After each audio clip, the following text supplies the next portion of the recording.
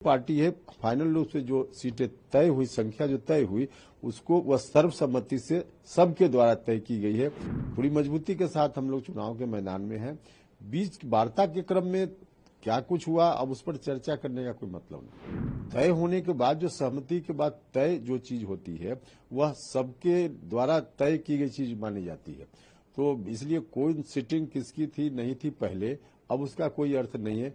अब जो तय है, जो सब लोगों के सामने है, यही सच है।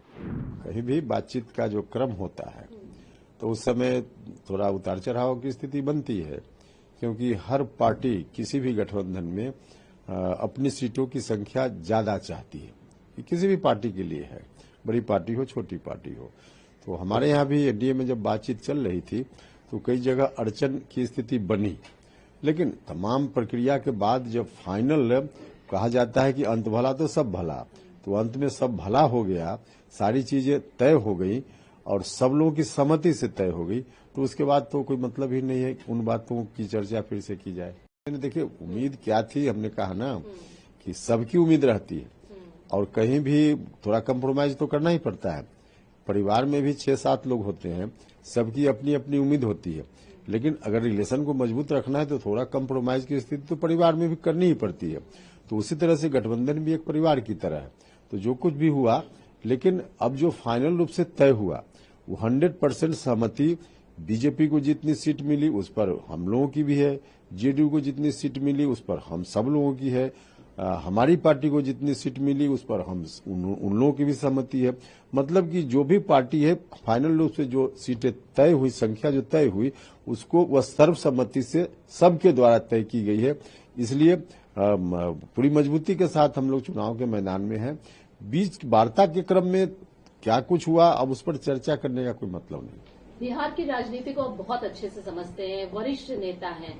अगर बात करें, क्योंकि चुनाव है, कैंडिडेट बहुत महत्वपूर्ण होता है, सीट बहुत महत्वपूर्ण होता है। हमने ये देखा कि जो बीजेपी की जीती हुई सीटें हैं उस पे जेडीयू की जीती हुई सीटें है उसको एलजेपी के पास मिल रही। इसका जो आंकड़ा है, इसका जो मैथमेटिक्स है, कैसे तय करेंगे आप? नहीं, देखिए, उसमें जब गठबंधन में हम होते हैं ना, अलग अलग पार्टी को लड़ना हो तो 243 सीट पर कोई भी लड़े, उसमें क्या दिक्कत है।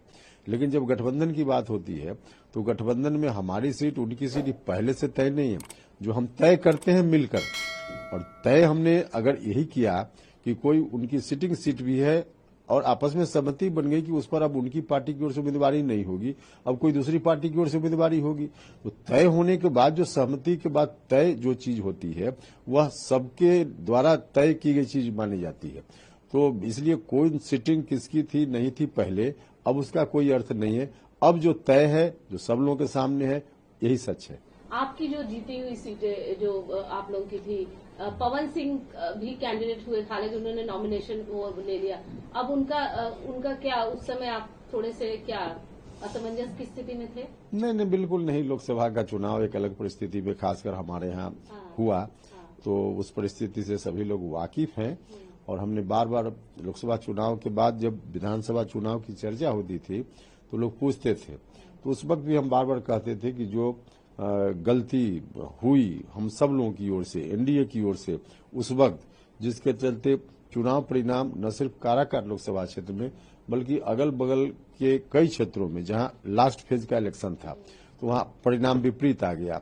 तो उस समय का जो अनुभव है, उस समय जो कमी रह गई उसको हम लोगों ने एसेस किया और उसके आधार पर हमने बार बार कहा कि अब विधानसभा चुनाव की स्ट्रेटजी पुराने अनुभवों को देख करके हम बेहतर तरीके से बनाएंगे, और बेहतर तरीके से बनाएंगे तो हम जीतेंगे विधानसभा चुनाव। तो हम सब लोगों ने उन अनुभवों को ध्यान में रखते हुए बेहतर स्ट्रेटजी बना ली है विधानसभा चुनाव के संदर्भ में, और इसका लाभ हमको मिलेगा। सर, थोड़ा सा तीखा सवाल होगा, क्योंकि लगातार यही सवाल आपका नाम आ रहा था, जीतन राम मांझी जी का नाम आ रहा था कि भैया ये खुश नहीं है, एनडीए में ऑल वेल नहीं है, दिखा तो ये रहे हैं लेकिन ऐसा है नहीं। इसको एक बार स्पष्टीकरण कर बता तो रहे, अंत भला तो सब भला।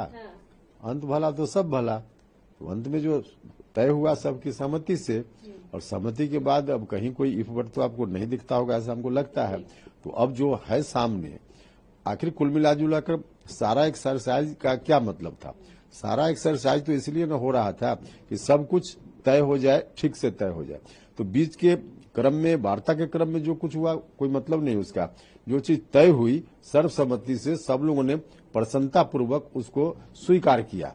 अब यही स्थिति है। उपेंद्र कुशवाहा कितनी मजबूती देंगे एनडीए को? उनके जो 6 कैंडिडेट्स हैं वो कितनी मजबूती प्रदान करेंगे एनडीए की जीत के लिए? एनडीए की जीत के लिए पूरी मजबूती 100% जो हम लोग की क्षमता है 100% हम देंगे एनडीए की मजबूती के लिए।